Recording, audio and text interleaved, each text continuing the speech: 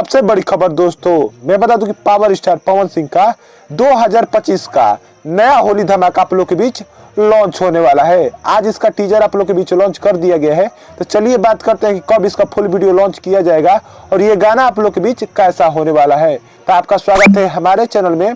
अगर नए हैं तो हमारे चैनल को सब्सक्राइब जरूर कीजिएगा ताकि कोई भी खबर आपसे छूटे ना और लास्ट तक देखना ना भूलिएगा। मैं बता दूं कि पावर स्टार पवन सिंह का नया गाना, जिस गाने का टीजर आज 5 घंटे पहले आप लोग के बीच लॉन्च कर दिया गया है, इसको ग्लोबल म्यूजिक जंक्शन के यूट्यूब चैनल की ओर से आप लोग के बीच लॉन्च किया गया है।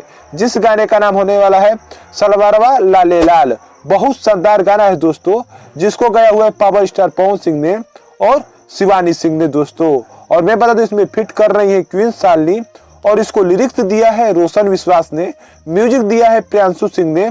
और मैं बता दूं कि 5 घंटे में इस पर व्यू 78,000 व्यू, 16,000 लाइक और 1,100 कमेंट के साथ बहुत शानदार आप लोग के बीच ये गाना चल रहा है। तो आप लोग भी जाकर जरूर इस टीजर को देखिएगा जो आप लोग के बीच लॉन्च किया गया है ग्लोबल म्यूजिक जंक्शन पर। और जरूर बताइएगा कि टीजर कैसा है।